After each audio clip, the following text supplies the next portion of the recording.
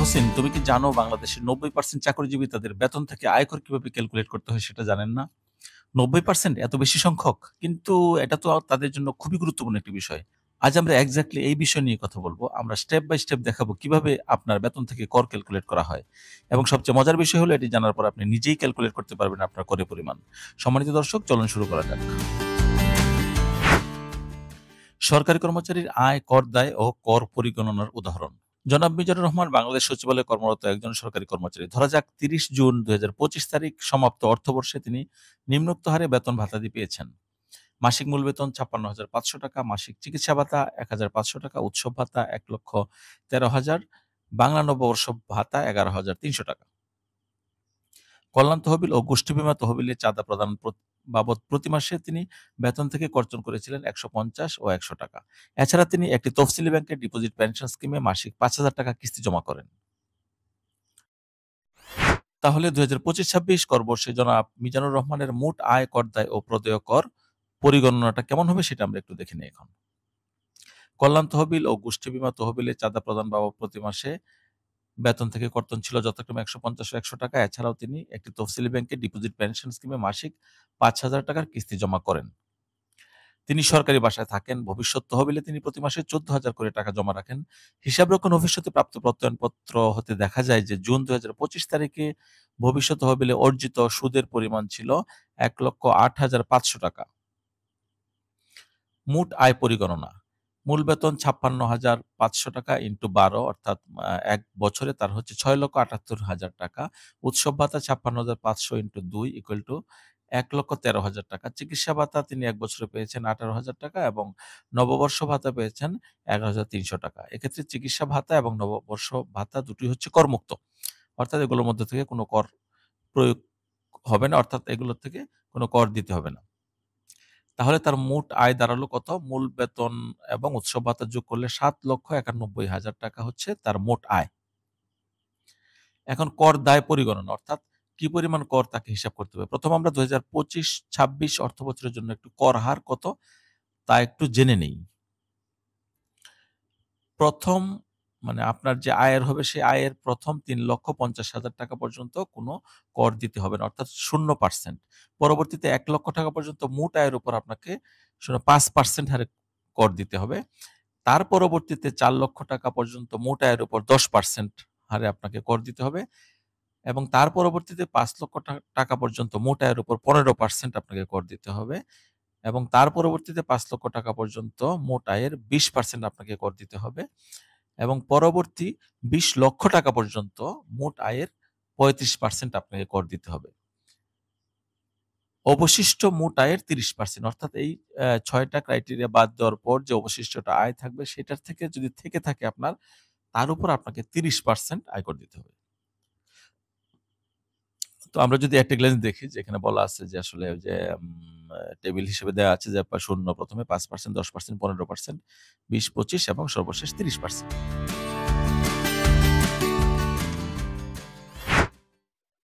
এক্ষেত্রে মিজান সাহেবের মোট আয় যে ৭,৯১,০০০ টাকা রয়েছে এটিকে প্রথমে আমরা ৩ ভাগে ভাগ করব। প্রথম যে সিলিংটা রয়েছে ৩,৫০,০০০ টাকা আমরা একটা ভাগ করলাম, সেখানে তাকে কোনো কর দিতে হবে না, ০০ টাকা তিনি কর দিবেন।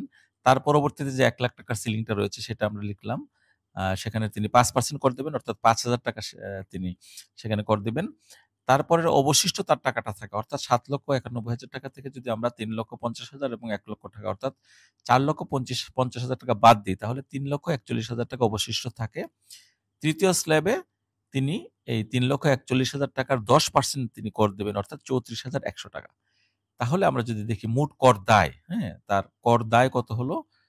প্রথম ০,০০ তারপরে ৫% হলো ৫,০০০ আর ১০% হলো ৩৪,১০০, অর্থাৎ ৫,০০০ যোগ ৩৪,১০০ সমান হচ্ছে ৩৯,১০০ টাকা।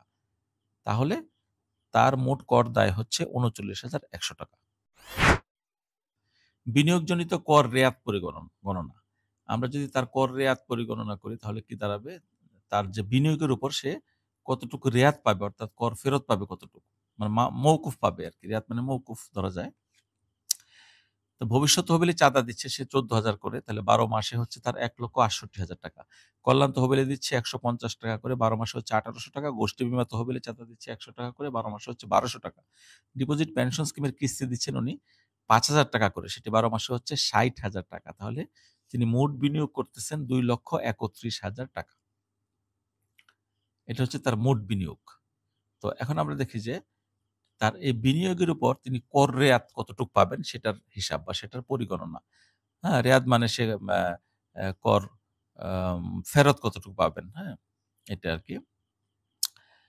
তো এখানে তার যে ৭,৯১,৫০০ টাকা আয় ছিল, এই আয়ের উপর সে এই আয়টাকে নিয়ম অনুযায়ী আমরা ০.০৩ দিয়ে গুণ করব। হ্যাঁ? গুণ করলে যে টাকাটা হয় এটা আমরা ক কলামে লিখেছি। আর খ কলমে লিখেছি ২,৩১,০০০ টাকা তার যে বিনিয়োগ ছিল, সেই বিনিয়োগের উপরে সে ০.১৫, হ্যাঁ? ০.১৫ দিয়ে বিনিয়োগটাকে গুণ করতে হবে। তাহলে কত হলো এটা? ৩৪,৬৫০। আর গ তে লিখা আছে হচ্ছে ১০,০০,০০০ টাকা। তো এখানে আমরা একটু খেয়াল করি। এখানে হচ্ছে ক কলামে যে টাকাটা আসবে, সেই টাকা, খ কলামের যে মোট টাকাটা আসবে সেই টাকা, অথবা গ কলামের যে ১০,০০,০০০ টাকা আছে, এই ৩ টির মধ্যে আ যে ফিগারটা অথবা যে সংখ্যাটা কম হবে সবচাইতে, সেটি হবে তার কর রেয়াতের পরিমাণ। অর্থাৎ কর আম মানে ফেরতের পরিমাণ। হ্যাঁ? এই এ ক ক এ সেই পরিমাণ টাকা তিনি কর মওকুফ পাবেন। বিষয়টা হচ্ছে এরকম। তাহলে এখানে আপনারা দেখতে পাচ্ছেন যে এখানে ২৩,৭৩০ টাকা, হ্যাঁ? ক, খ, গ এই ৩ আ টা ৩ টার মধ্যে আমাদের ২৩,৭৩০ টাকা হচ্ছে সবচেয়ে কম। কাজেই এক্ষেত্রে তার কর রেয়াতের পরিমাণ হবে ২৩,৭৩০ টাকা। তাহলে আমরা এখন প্রদেয় করের পরিমাণ নির্ধারণ করি যে তার অ্যাকচুয়ালি কত টাকা সে আম কর পরিশোধ করবেন, হ্যাঁ? তাহলে মিজান সাহেবকে কত টাকা কর দিতে হবে এটা যদি আমরা দেখি, তাহলে প্রদেয় করের পরিমাণ হবে মোট কর দায় থেকে কর রেয়াতটা বাদ যাবে। বাদ যাওয়ার পরে যে টাকাটা থাকবে সেটাই হবে তার মোট প্রদেয় করের পরিমাণ। তাহলে এখানে ৩৯,১০০ টাকা ছিল তার মোট কর দায়। তার মধ্য থেকে সে ২৩,৭৩০ টাকা কর রেয়াত বা কর ফেরত পেয়েছেন। তাহলে অবশিষ্ট হচ্ছে ১৫,৩৭০ টাকা। অর্থাৎ মিজান সাহেবকে ১৫,৩৭০ টাকা কর পরিশোধ করতে হবে। আশা করি আপনারা বিষয়টি বুঝতে পেরেছেন। তাহসিন, এই ক্যালকুলেশন প্রসেস জানা কেন প্রতিটি চাকরিজীবীর জন্য ইম্পোর্টেন্ট? ৩ টি প্রধান কারণে। ফাইন্যান্সিয়াল লিটারেসি বাড়ে, ট্যাক্স প্ল্যানিং করতে পারেন এবং সেলারি স্ট্রাকচার বুঝতে পারেন। সবচেয়ে বড় সুবিধা হলো আপনি ভেরিফাই করতে পারবেন আপনার অর্গানাইজেশন সঠিক কর কাটছে কিনা। এবং মনে রাখবেন, ট্যাক্স সেভিংস এর ১ম স্টেপ হলো ট্যাক্স ক্যালকুলেশন বোঝা। সম্মানিত দর্শক, ভিডিওটি ভালো লাগলে লাইক ও শেয়ার করুন। আর গল্পে শিখি চাকুরিবিদি চ্যানেলটি সাবস্ক্রাইব করে আমাদের পাশেই থাকুন। ধন্যবাদ সবাইকে।